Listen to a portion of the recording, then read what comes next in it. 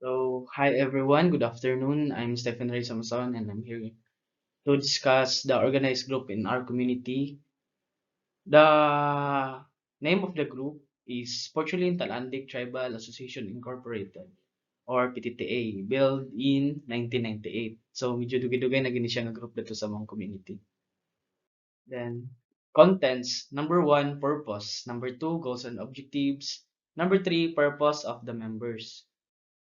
Then purpose, the Talandig Tribal Association is to enhance and preserve the culture and also to protect the Mount Kilatongan as a center of agricultural in the community. This association helps the small farmers to enhance their practices and their skills in the field in agriculture. So, ang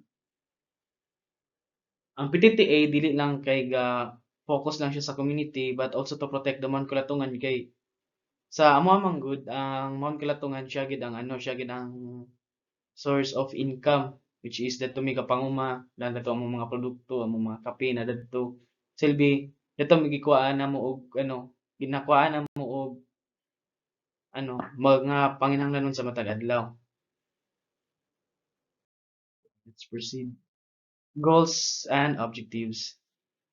The goal of UTTA is to help the community to improve the livelihood program and to become sustainable and profitable on farming. So, ang goal sa PTTA is to help the community kay as a group manggod to sa mua kay kato siya nga group gibuild gito siya sa whole community.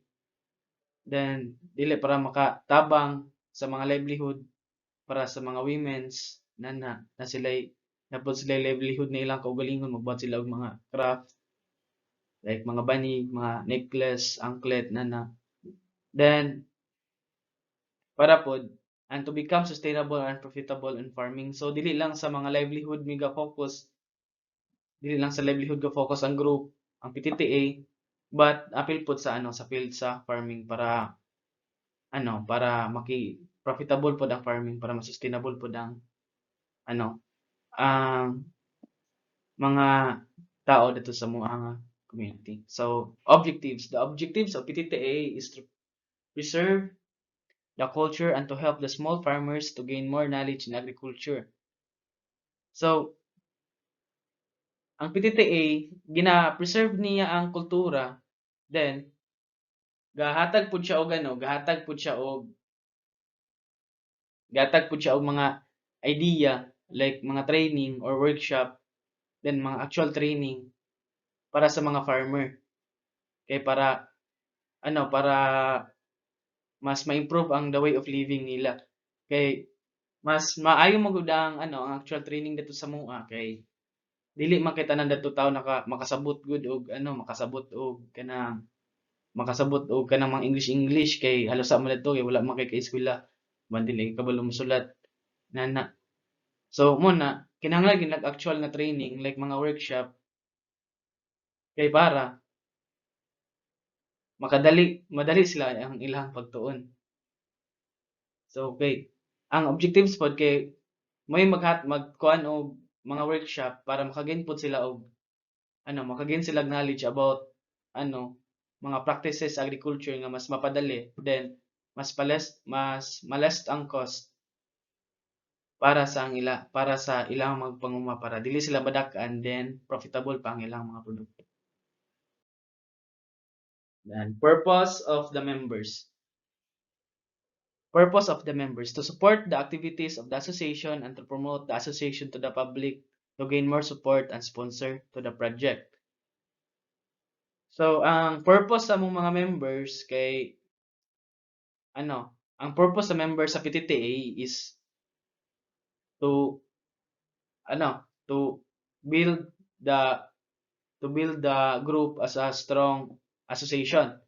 So sila mo'y kanang murag sila mo'y mo kanang promote sa laing tao like sa mga mayor, sa mga DNR nga inani dapat ang project sa association kay kinahanglan support para makagain sila og para makagain ang PTT og more sponsors, then kanang mga project coordinator para ma-implement ang project. Then ang the member then The members help the association to build more projects and trainings and to facilitate the project. So, sa akong naingon kaganina nga ang PTTA kay ga-organize sila mga training pag-abot sa agriculture. So, then ang purpose pod sa members, sila may mag-facilitate sa training, sila may magtudlo. Like sa giingon ako kaganina, sila may magtudlo.